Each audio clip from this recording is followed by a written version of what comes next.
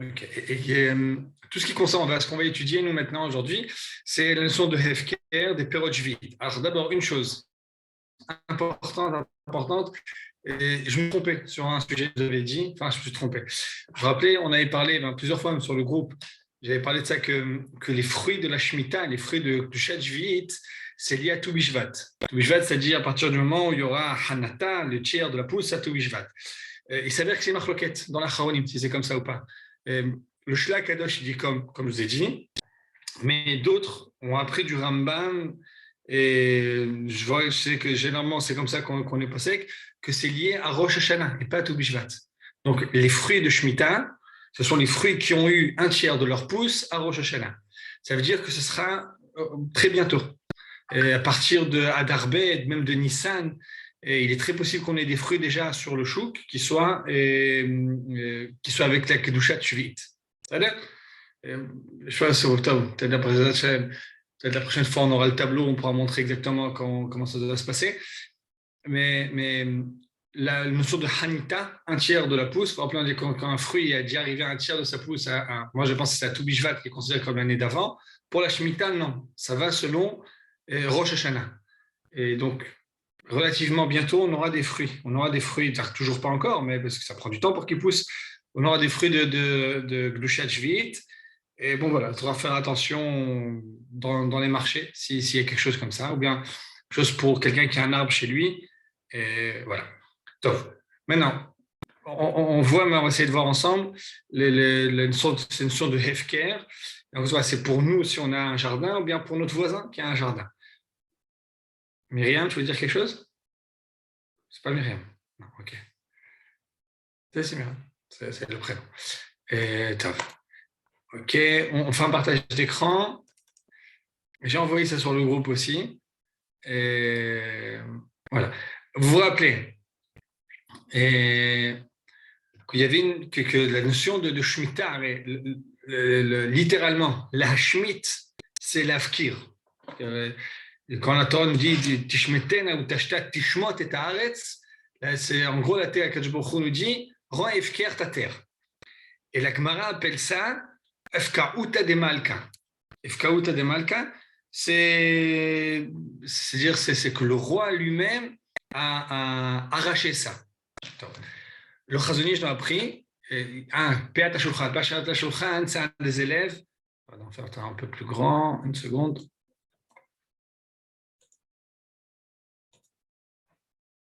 Bien grand comme ça. Ok. Petit truc rouge. Enfin, j'ai peut-être un peu exagéré. Et non, ok. Le Moshe Peresh Peat HaShulchan. Peat HaShulchan, c'est un des élèves du Gaon de Vilna qui lui dit chez Israël et no Hefkerat chez Hefkir, que les terres qu'on a, il faut les rendre Hefker nous-mêmes. C'est-à-dire que c'est pas. Même si j'ai un champ, j'ai des arbres avec Perot Shvit, des arbres de Shvit, et ils sont censés appartenir à tout le monde, oui, mais ça ne se fait pas tout seul. C'est-à-dire qu'il faut que le propriétaire lui-même dise tout ça c'est Hefker. Le Chazon Ish n'était pas d'accord. C'était une Machlogan Achronim, il dit non. C'est pas comme ça que ça se passe. La Torah elle-même l'a rendu Hefker et il y a des conséquences à ça. Par exemple, on fait juste, il y a comme ça, il y a un truc récapitulatif. Chayev et Maasrot, c'est-à-dire que tant qu'on n'a pas rendu ce champ-là Hefker, encore une fois, conséquence à ça, j'ai chez mon voisin, un voisin qui n'est pas religieux, qui n'a pas fait Eter Mechera, qui n'a rien fait du tout, et qui lui a décidé de pas, évidemment, lui, il ne fait pas les règles de Shemitah, il a un arbre avec des fruits. Est-ce que je peux prendre d'abord de ces fruits-là, oui ou non? D'après le Chazon Ish, on peut. Autre problème, c'est que tant qu'il n'a pas, le FKR n'a pas été fait, Adain Chayav Maasrot, c'est comme quelque chose qui appartient à tout le monde, donc il faut faire un Maasrot. Selon le Chazon Ish, il y a le Mabit, et c'est pas tout. C'est-à-dire qu'il y a une règle, quelque chose qui appartient à tout le monde, est exempté du tourment au Maasrot. Donc, premier point, est-ce qu'il faut prélever sur ça le tourment au Maasrot? Selon le premier avis, il faut. Son deuxième, non. Knissa la sadé, les kachapot de Shuda Baalim, assour. C'est-à-dire que si on dit que c'est pas efficace, c'est sûr que je ne peux pas rentrer dans le champ de mon voisin ou bien même prendre un fruit de son arbre. Vous savez que, on pose la question, c'est un arbre qui a des fruits qui vont vers la rue, qui vont vers moi, tant qu'ils sont sur l'arbre, ils lui appartiennent complètement. On n'a pas le droit on n'a pas le droit de les prendre, même si ça va vers la rue. Donc, même la Shemitah, si la personne n'a pas fait Hefker, on ne peut pas les prendre. Sur le Chazon Ish et le Mabit, on peut. כן, Mabit, c'est Marenu Yitzhak Tzahalon. חיוב מעשרות פירות שגדלו בקרקע של גוי בשביעית ונמרחו על ידי יהודי. Autre même chose, si ça a poussé dans le champ d'un goy et qu'après un juif s'en est occupé à la fin pour vraiment le finish de ces trucs-là, de ces ça, selon le premier avis, c'est pas FKR tout seul, donc il faut donner trop masot. Selon l'Arab et le Chazanish, dès que le juif est devenu propriétaire de ces fruits-là, c'est devenu FKR. À la fin, din perot bezdechere shotev katan. Qu'est-ce qui se passe lorsqu'on a un champ d'un enfant? Par exemple, un enfant qui n'est pas capable de l'afkir, il n'est pas capable lui-même de rendre ça public, selon le premier avis, ou l'OFKR, selon le Chazanish, il est FKR. Et Mishpatei Haaretz pense comme ça, le Rav Ovadia Yosef il dit que non, et les portes FKR, c'est Balim FKR ou Tapirot. Le Or Letzion aussi dit comme ça, Mishavar velo FKR Tapirot b'shanvit, aïm mutar lachem likanes, ou en likanes elo lekchat pirot shel bet shuto. Tof. Donc, la halakha, on pose la question. Si mon voisin n'est pas shomer mitzvot, selon Rav Ovadia Yosef, le Or Letzion, on ne peut pas rentrer chez lui et prendre comme ça des fruits. Il faut attendre que lui-même décide de ça. La même chose, c'est des fruits qui appartiennent à la municipalité ou autre. Il faut vérifier ce qu'ils ont fait, FKR ou pas. Tof. Il y a une autre notion, juste. Hop. Ok. La notion d'Afka, par contre, il y a une autre notion qui est importante, c'est Shmitat Ksafim. Vous rappelez, Shmitat Ksafim, c'est à la fin de la Shemitah, et ça on en reparlera, c'est le fait que si quelqu'un me doit de l'argent, ben cet argent-là, cette dette-là, elle s'annule. La question, est-ce qu'elle s'annule toute seule, ou bien il y a la mitzvah, c'est-à-dire que le créancier, il a l'obligation de l'annuler. Ça ressemble un petit peu à la même marloquette, la même idée. Est-ce que c'est de soi-même, ça perd sa balout, sa propriété, ou bien c'est le propriétaire qui a la mitzvah de rendre sa FKR. אז גם נחלקו הראשונים, אם יש אומרים שהיא הפקתא דמלכא, ויושבים שמתה את החובות מאליה, מרדכי, etc. ויש אומרים שהמלווה חייב להשמיט, וכל מה שהושמטו המלווה, הלווה חייב לפרוע, שהלווה יכול להזמין את המלווה לדין, ששמט לו כאשר ציווה השם, ובדין חייבו להשמיט. Ou bien c'est un droit que celui qui a prêté, il peut exiger qu'on lui annule, mais tant qu'on ne l'a pas annulé la dette, elle existe. Donc on verra ça que pour ça, comme c'est une marloquette dans le dîner Mamonot, celui qui a l'argent chez lui, il peut dire Kim, moi je pense comme celui qui ça se passe tout seul. Donc, on continue. Alors, on va plus vite.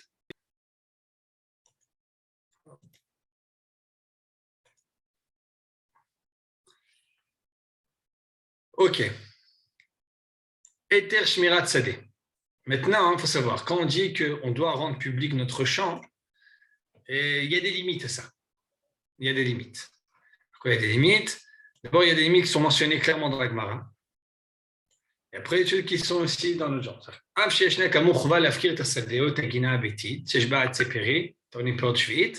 Bien que nous avons l'obligation donc de rendre public ces champs-là, et notre champ à nous, notre jardin, maintenant,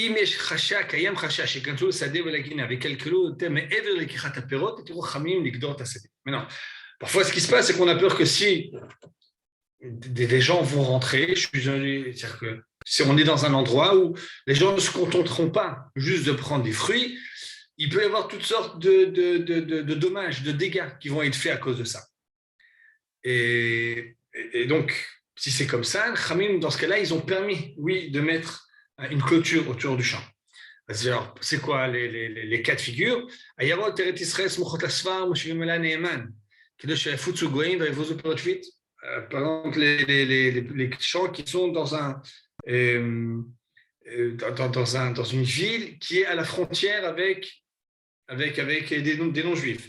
C'est-à-dire que tant qu'on est dans un Yishuv, pensez, l'état idéal, on est dans un Yishuv, tout le monde est Shomer Mitzvot, tout le monde est Yerushalayim, tous les gens sont des gens droits, avec la crainte de Dieu, on sait qu'ils rentrent pour prendre des fruits et sortir comme ils veulent. Mais non, on est à côté d'endroits où il y a des gens autres. Donc on a peur que s'ils rentrent, ils vont casser, ils vont voler autre chose que les fruits eux-mêmes. La Gemara, le Rambam, d'après la Gemara, dit que ça, on a le droit de mettre une clôture pour ça. Pour ça, il dit aussi le Chazonier, chez Théo, chez Notasade, qu'elle est chez Lao, chez Hayot, que quand sous le Torah. Et puis chez Efker, le Chazonier, j'y permets même pour pas que des animaux rentrent. Si on a peur que si on ne met pas de clôture, toutes sortes d'animaux qui vont venir et qui vont causer des dégâts, alors aussi, on a le droit de mettre ça, de faire une barrière pour ça. Encore une fois, qu'est-ce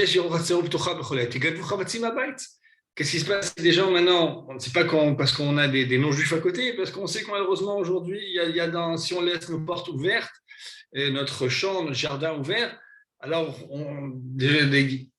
il pourra se trouver aussi des personnes qui prendront des choses de la maison même. Nous dit l'or Létion, c'est ça qu'il faut faire. Et là, il y a la colle, que des choses que tu peux pas mais comme or Létion, c'est la ration à Bachaoul. C'est ça que tu as dit.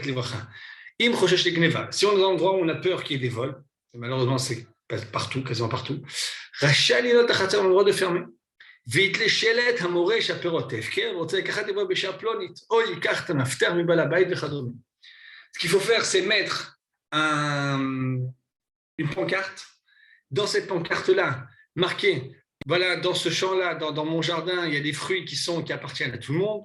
Vous êtes invités à venir les prendre. Alors, ou bien on peut faire des heures, où je sais que je suis dans le jardin, donc je peux voir ce qui se passe, ou bien dire, donnez un numéro de téléphone, appelez-moi pour pour fixer ensemble, pour voir quand vous pouvez venir, vous voulez prendre une clé. Mais ça permet aussi aux propriétaires donc, de voir qui rentre et qui ne rentre pas, pour pas avoir peur qu'on lui vole ses affaires à faire à la maison. Donc, si quelqu'un a chez soi si quelqu'un a chez soi, shalom Elior, si quelqu'un a chez soi un arbre fruitier ou des arbres fruitiers et que ça va être Gushat Shvi'it, et encore une fois, ça peut être très bientôt, parce que il faudra mettre cette pancarte-là pour que les gens puissent rentrer. Et comme ça, on va dire, ce fois-ci, il est comme ça, il est passé comme ça. Ouais. Est-ce que c'est pareil aussi pour, par exemple, ce qui est de la menthe ou, par exemple, juste pour sentir comment ça se passe, c'est aussi... par exemple, est-ce qu'il s'agit de quelque chose qui est à la maison ou à l'extérieur? C'est dans une cour d'un jardin, par exemple. Une cour d'un jardin, en principe. Tout seul dans la cour d'un jardin. Ok, dans la cour d'un jardin, aussi, en principe, ça doit appartenir à tout le monde. On devrait laisser prendre les gens. Mais regarde, il faut d'abord que ce soit Gushat Shvi'it. Gushat Shvi'it, quelque chose qui se mange, si c'est que ça se sent. La lavande, par exemple, c'est un Gushat Shvi'it. C'est juste qui se mange, qui se met comme tavli. Pardon? Si c'est des choses qui se sentent, alors il y a aussi un problème de Gushat Shvi'it. Comme quoi? Comme des roses, par exemple? Du hadas. On utilise pour les vaisselles. Non, c'est une machloquette, est-ce que Gushat Shvi'it sur des choses qui sont que pour sentir. Okay. Ça, on n'est pas obligé de la faire autant. Okay. Voilà, c'est pas obligé de faire pour ça. Mais par contre, si j'ai des Louisa, Nana, toutes sortes de choses comme ça, et en principe, et que vous vous rappelez, il y a des choses qui sont une chose fichine, c'est des choses qui sont poussées pendant la 7e année, on ne peut pas manger. Maintenant, si ça poussait avant, ça a poussé, ça avait déjà commencé à pousser avant Rosh Hashanah, et c'est dans mon jardin, en principe, il y a du Gushat Shvi'it. Il faut, en principe, permettre aux gens de venir prendre. Mais si c'est dans le jardin, si c'est à la maison, il n'y a pas de Gushat Shvi'it. Si on fait pousser ça dans la maison, il n'y a pas de problème. C'est là? Top. Ok. Maintenant, il faut savoir qu'il y a un autre problème. Pourquoi un autre problème? Qu'est-ce qui se passe si quelqu'un n'a pas accompli cette mitzvah-là et son champ, il le vend, il fait normalement? Est-ce que le problème, c'est que si, par exemple, encore une fois, le voisin, la personne qu'on connaît, que lui ne connaît pas les règles, n'applique pas les règles de Shemitah, et lui, il a décidé de s'occuper de son champ normalement. Il n'a pas fait Eter Mechira, il n'a rien fait du tout. Donc, il a gardé le champ, c'est-à-dire qu'il a clôturé, il s'en occupé, et après, il veut me les vendre. Est-ce qu'il y a un interdit à ça? mis à part le fait que j'aide quelqu'un, mais ça aide Varavera. Il y a dans la Gemara une signification, il y a un endroit où on a l'impression qu'il y a un interdit. C'est-à-dire qu'un champ qui a été gardé, les fruits deviennent interdits. Khamim ont fait un knas comme ça, comme une amende. Voilà. Et c'est une discussion dans le Rishonim. Est-ce que ça on appelle un issour qui s'appelle chamour, quelque chose qui a été gardé qui devient interdit à cause de ça. Balasado Guinan Prati, c'est le chutopeur du vite. C'est un kol adam לקחת. אם כן, זה בסוד יותר פתרונות, ומנע באיסור היצור מלקחתה. נחלקו ראשונים, מה דין הפירות? מחלוקת יוצאת מפירושם גמרא ביבמות, כי il y a une מחלוקת par rapport à la Gemara dans Yvamot. Et à partir de là, on apprend est-ce qu'il y a oui ou non un interdit de profiter d'acheter, de consommer ces fruits-là. Elle dit quoi la Gemara d'Yvamot? גוי שהיה מוכר פירות בשוק ואמר, פירות הללו אורלה הן של אזיקה הן, של נטע רווי הן, לא אמר כלום, לא התכוון אלא להשביח את מקרו. Un gars apparemment qui ne connaît pas très bien la halachot, il pense qu'en disant certaines choses, ça va rendre les fruits plus chers, plus intéressants. Il dit, ouais, regardez les fruits que je vends, c'est des fruits de Orla, c'est des fruits de Azika. On vend c'est quoi Azika? Ou c'est des fruits de la 4e année. Il dit, là, il n'a rien dit du tout, c'est-à-dire qu'on ne le croit pas. Il pensait juste que ça va lui permettre de faire plus de ventes. C'est quoi je cherche l'Azika? D'abord, on voit que tout cela, Orla, n'est arrivé. C'est des fruits qu'on n'a pas le droit de vendre, qu'on n'a pas le droit de manger comme ça.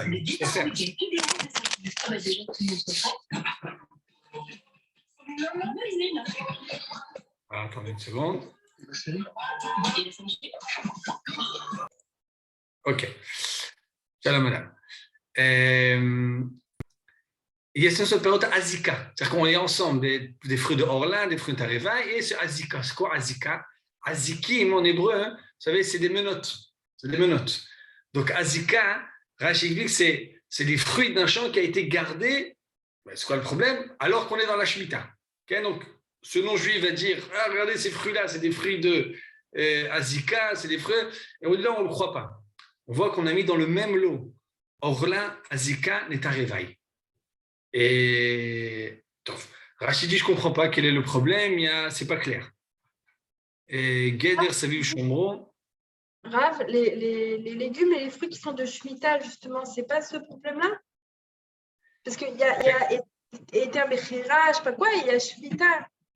Non, mais eux, aujourd'hui, ce qu'on vend dans les choux, c'est pas quelqu'un de particulier qui vend, c'est Otsar Bedin. C'est pas qu'on parle de ça, c'est quoi Otsar Bedin? Otsar Bedin, on va essayer d'expliquer ça. Otsar Bedin, en gros, c'est que tu ne payes pas le fruit même, tu fais juste le travail qui a été fourni pour produire le fruit.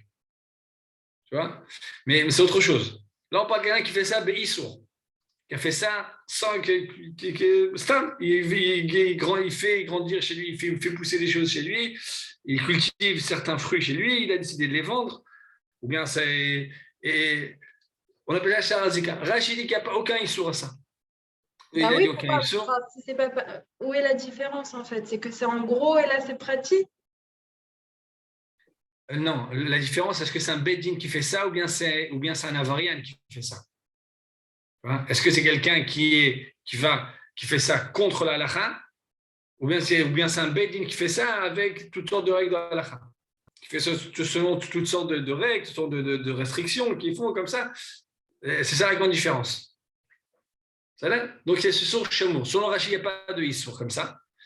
Le Tosfot, on retrouve encore. Hop. Je ne sais pas pourquoi ça ne marche pas. C'est bon.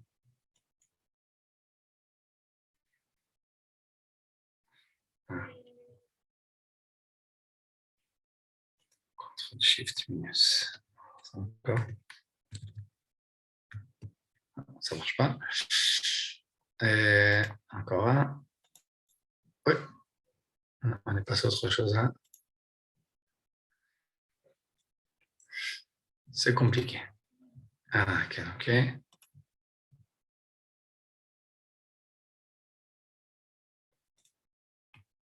Ok.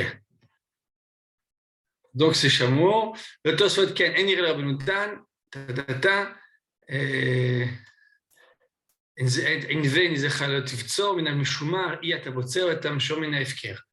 quelque chose qui a été gardé, Tosfot dit, ça devient interdit en soi. Ça devient interdit, on ne peut plus l'utiliser. C'est-à-dire que mon voisin, en faisant cet interdit-là, en gardant son champ, il a rendu les fruits interdits. Vous voyez, parfois, lorsqu'on vendra quelque chose, des fruits ou des choses de Shemitah, il y aura marqué dessus les lo chashash shamour. Shamour venevad. Ça, c'est l'interdit qui est shamour, c'est marqué dans les Rishonim. Et le Gaon de Vilna, il est pensé que c'est interdit aussi. Shnat Eliyahu. Dans le Rambam, il y en a qui a appris que c'est permis. Top. Il a dit que c'est permis et c'est interdit. Kacha. Oh, hein. Alors, bah. C'est. Elle est où? C'est. Comment on appelle ça? La dernière fois, on avait fait des pancakes. J'attends encore qu'on fasse sieste. Donc, en attendant, j'ai profité d'être à la maison. Et on mangera après. Donc, le Chouchet Alevi, lui pense que dans le Rambam, c'est permis. Kadon Farshim, c'est moutar. C'est-à-dire qu'il n'y a pas d'interdit comme ça. Et bref. Okay. On peut permettre. משמר פירות שלא הפקיר שדה ומנה כניסה חופשית, יש אומרים שהפירות נאסרים ויש מתירים, עולם נוהגים לסמוך על המקילים, ויש לנו קדושת שביעית בפירות האלו, ואנחנו שלא אוכל פירות האלו, תבוא להם ברכה. Donc Yosef, en gros, il dit, c'est une marloquette, on peut être sommaire, ça peut s'appuyer sur ce qui permettent, mais si on peut être mahmir, c'est mieux. Dans le Chazon Ish, il y a marqué que c'est une contradiction, qu'une fois il dit que c'est permis, une fois il dit que c'est interdit, et il nous... Et on ne sait pas exactement. Apparemment, ils pensaient qu'on pouvait, que le 4 là, il faut être mahmir, mais voilà. Mais qu'on peut être, les 4 là, il faut être mahmir, ou si quelqu'un qui peut être mekel, peut être mekel. Okay, donc, c'est Aruch HaShulchan. Donc, ça, c'est le din shamour. D'un côté, on a Rashi, Rambam, Chazon Ish, c'est une machloket. D'un côté, on a Tosfot, le Gaon de Vilna, l'Aruch HaShulchan. C'est interdit, là, on permet, aval tzach lachmir. Kedai lachmir, donc on permet que vraiment, si on n'a pas le choix. Et, vous savez, c'est nafkamina à quelqu'un, même quelqu'un qui dit que le terme mechira, il ne marche pas. Quelqu'un dit que le terme mechira, ça ne marche pas, comme on verra pour toute autre raison, ça ne fonctionne pas, ce n'est pas possible. Ben, ça ne rendrait pas, les fruits, ça ne les rend pas interdits. Parce que selon cet avis-là, et selon cette marloquette-là, on dit Avad, quand on peut s'appuyer sur ça. Autre marloquette qu'il y a, c'est pas un ding qui s'appelle Ne'evad.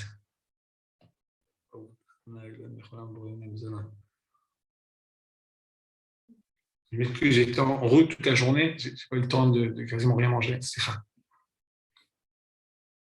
Ne'evad, c'est la même idée. C'est-à-dire un champ qui n'a pas été duquel on n'a pas gardé le Shemitah comme il faut. On ne l'a pas rendu FKR.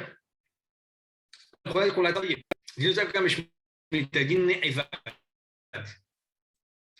Et sur l'Adama, le Shemitah, puisqu'il a dit de faire travailler la terre. Est-ce que si j'ai travaillé la terre de façon interdite, est-ce que oui ou non, ça rend interdit les fruits aussi? Cette notion d'Evad, ça vient de la Mishnah, les endroits où on peut travailler ou pas. Juste, on passe. La c'est une machloquette, d'après le Rambam. C'est permis, il n'y a pas cet interdit-là. Il y a tâche minute, quand on apprend le Rambam, on voit que le François n'est pas interdit. Ben Yerkod Zaro Moutar. Et le Ravad, il pense que non. Parce qu'on a une mitzvah de déterrer quelque chose qui a été planté pendant la Shemitah, donc à plus forte raison, quelque chose qui a poussé pendant la Shemitah, on ne peut pas l'utiliser, si on doit le déterrer, on doit le jeter. Rosali dit que c'est une maroquette, voit avec Kniot Cheviou Shlish B'it, Viatza la Shminit, Asurim Mishum Sfichin, Imgado, Bidenochi ou Be'arba Sadot, Shen Babi Son Sfichin, Mutarim Mishum Sfichin, Vigushat Shvit. Bref. Rosali, j'ai pensé que laquelle? Ok, j'écoute. J'ai pas compris c'est quoi la différence entre Ne'evad et Shamour. Shamour, c'est juste ça a été gardé. On a juste mis des clôtures autour. Ah, ok. Ne'evad, ça a vraiment été travaillé. D'accord. C'est-à-dire qu'ils ont labouré, ils ont mis des engrais, ils ont fait tout ce qu'il fallait faire et qu'il ne fallait pas faire pendant la Shemitah, ils l'ont fait. Ok, merci. C'est là? Encore une fois, et là, c'est plus simple apparemment, parce que dans Chamour, c'est pas sûr. Enfin, c'est pas sûr. Là, le Rambam, il est plus clair que c'est permis. Bon. Je m'arrête, tu ramènes les deux avis. יש אומרים שאסור, ויש אומרים שמותר. Mais il y a un autre problème, et ça, c'est faut savoir important. C'est que même si le fruit n'est pas interdit, même si le fruit en lui-même n'est pas interdit, j'ai un problème d'acheter un fruit comme ça, parce que j'ai un problème parce que quand on achète un fruit de Shvi'it, l'argent devient kadosh. כנסו את החשודים לעבור פרט שביעית, שלא לקנות מהם סחורה כלל. כי אין מוסרים טמא פירות שביעית לעם הארץ, שלא ינהג בה כראוי. Il y a des règles, on verra ça, avec l'argent avec lequel on achète des fruits de Shvi'it, des fruits de la 7e année, des fruits donc, qui ont de la Kedusha de Shvi'it, cet argent-là, on ne peut pas l'utiliser pour toute chose, on peut l'utiliser que pour de la nourriture. Donc, c'est encore une fois, mon voisin qui ne respecte pas les règles de Shemitah, qui a fait grandir, qui a fait pousser des mangues chez lui et qui veut me les vendre, je n'ai pas le droit de les acheter. Pas parce que la mangue est interdite, parce que je n'ai pas le droit de donner de l'argent avec laquelle de période Shvi'it. Mais par exemple, s'il me fait un cadeau, il me les envoie, je peux l'utiliser, je peux les manger. C'est-à-dire, Zedin et Evad. Ken, on a le Rambam, je peux le Ravad dit que c'est interdit. Et le Chazon Ish aussi. Et... Autre question. Une fois qu'on a rendu les fruits Hefker, en tout cas que mon voisin, dans la ville, les gens ont fait ce qu'il fallait faire, ils ont rendu les fruits Hefker. Combien j'ai le droit d'utiliser ces fruits-là? Parce qu'en principe, vous savez, quelque chose qui est Hefker, quelque chose qui appartient à tout le monde, rien ne m'empêche, après moi-même, d'y aller. Si moi, j'ai rendu Hefker mes fruits, ben, je suis comme tout le monde et je pourrais venir chercher et prendre tous les fruits que je veux. Malgré ça, hein, bon, évidemment, les Chachamim ont dit que tout le but, c'est que ça appartient à tout le monde. Donc, le propriétaire lui-même ne peut pas tout prendre. Et dit le Rambam, il aura le droit seulement de prendre un petit peu. Il faut prendre comme quand on trouve quelque chose dans la rue. dit le Rambam, יש לו להביא לתוך ביתו מעט, כדאי שמביא מן ההפקר 5 כלי שמן, 5 כלי יין, ואם מביא יותר מזה מותר. C'est cette quantité-là, 5 cruches de vin ou d'huile, c'est plus ou moins la quantité pour un an. C'est pour un an et c'est marqué que c'est permis. Et donc, le Rambam parle du propriétaire.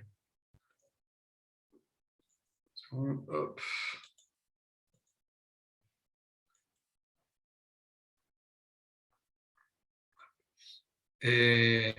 אז בשינוי, בעל השדה אינו רשאי לקחת אל המעט, כדאי שמביא מן ההפקר, ואמרו חכמים שהאישור ביין ושמן הוא ב5, הערה. בשביל הרמב"ם נראה שכל האיסור לקחת יותר למידה אינו אלא בעל השדה, אז צריך להפקיר פירות שדהו, שאם יוסיף על כל פירות ביתו, רק אם מישהו להפקיר פירות, אבל שאר אדם, כיוון שפירות ההפקר יש לקחת ככל שיצא. Cette restriction-là de prendre qu'un tout petit peu, c'est pour le propriétaire du champ. Mais un voisin, c'est paradoxal, mais le voisin, lui, quand il prend tout, ça ne contredit pas le Hefker. L'idée, c'est que si moi, je suis propriétaire de plusieurs arbres, je rends tout Hefker, mais qu'après je fais tout rentrer chez moi, mon Hefker n'a plus de sens. Par contre, si mon voisin vient prendre, ben lui, il profite du Hefker, donc ça ne contredit pas. Donc, il y a cette limite, combien prendre, ça concerne le propriétaire du champ, le propriétaire, et pour les autres, non. Top. Et dernier point, jusqu'à quand on peut venir chercher les fruits de la Shemitah? אז ככה, היתר לקחת פירות מגינות שלכם הוא דווקא בפירות הקדושים קבוצה שביעית, ולא פירות השנה השישית, צנחת השביעית, או פירות שנה שמינית שהם ברשות הבעלים ואינם הפקר. זה que l'année de la Shemitah, pas avant, pas après. אז מתי יהיו עניים מותרים לקחת פרת הסוד מוצאי שביעית, לעשות פירות, עד שתרד רביעי השנה. que même après la Shemitah, il y a encore un quart de l'année, 3 mois, dans lesquels on peut encore prendre, parce que les fruits, ils sont certainement avec la Kedusha Shvi'it. Après, là, on ne peut plus. Parce qu'il y aura d'autres fruits maintenant qui appartiennent aux propriétaires, que eux, ils sont de la 8e année, et que pour ça, eux ils n'ont pas, et ces fruits-là n'ont pas à être entre les mains de gens, donc on peut limiter ça. Donc on dit, écoute, je sais pas, je vais chez Nesou, Motsai Shvi'it, Mutar Likanas Hasadeh, il est là, Mad Revi'a Shana. Ad Revi'a Shnia, Shirosh Chodesh Kislev, Shleshana Shinim Yeshminit. אחר כך אין להיכנס שדה, כי לחסם זה דריכת אנשים מזיקה בשדה. On peut utiliser, rentrer dans le champ, encore une fois on parle d'un champ qui a été moufkar comme il faut, et qui est, jusqu'à quand? Jusqu'au mois de Kislev de l'année d'après. Et parce qu'après on dit que ça endommage le champ, donc on n'a pas permis. פירות שהנשישית שנשאו על העצים בשנת שמיטה אינם הפקר, ואין רשות לקחתם. וכן העצים אינם הפקר, יכולים לכולם להקפיד שלא יזיקו את הרכוש שנמצא בשדה. Autre chose qui est importante, c'est que par exemple, les fruits qu'on a aujourd'hui, ils sont encore de la 6e année. Parce que Minastam, ils ont fait au Khantou, ils ont donné un tiers de leur pousse avant Shoshana. Donc, ils sont considérés comme la 6e année, on ne peut pas les prendre. Et même pendant les fruits de la Shemitah, il faut faire attention que quand on prend des fruits, on ne prend que les fruits, on ne casse pas les arbres, on ne casse pas autre chose. Donc, et hop.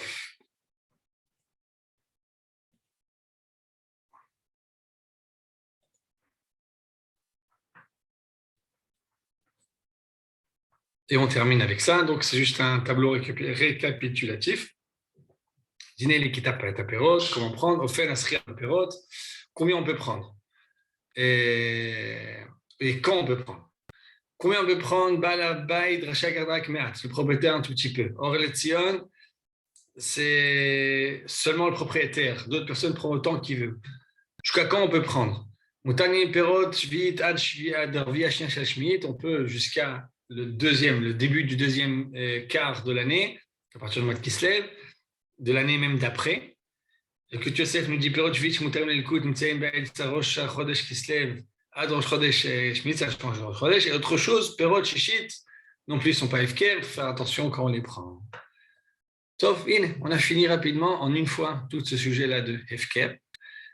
Et encore une fois, on a dit qu'on prendra encore au moins 2 fois. Bien, peut-être qu'on parlera. On n'a jamais parlé du Heter Mechira. Quel est le problème du Heter Mechira? On parlera du Heter Mechira. Et on parlera une fois de Shmitat Ksafim. Je pense qu'on fera comme ça. Regarde. Seconde. Ok. Est-ce qu'il y a des questions sur ce qu'on a vu maintenant ou bien sur d'autres choses? Sinon, on peut la terminer. Baruch. Eze Yofi. Yofi Nifla. Baruch Hashem. Quoi d'autre encore? Top. Zéo Bezrat, j'ai compris, vous voulez utiliser la notion de kashrut. Apparemment, c'est ce qui a été décidé, c'est ce que Neta m'a dit, enfin m'a écrit. Et de temps en temps, étudier.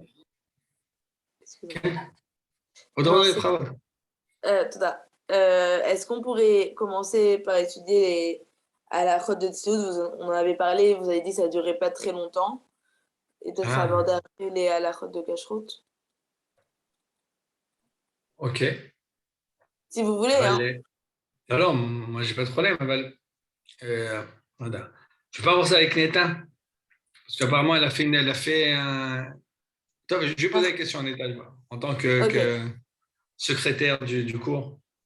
Ok. Alors, pour ne pas la court-circuiter. Voilà. Top. Je vous souhaite une excellente semaine. Et vous avez à 8h30. Moi, Rab, j'ai une autre question. Ok, j'écoute. Est-ce que la semaine prochaine, c'est possible peut-être qu'on fasse un cours sur le Heter Mechira? Ken. C'est ce que je pensais faire. Ok, alors très bien, ça va, excusez-moi. C'est les différentes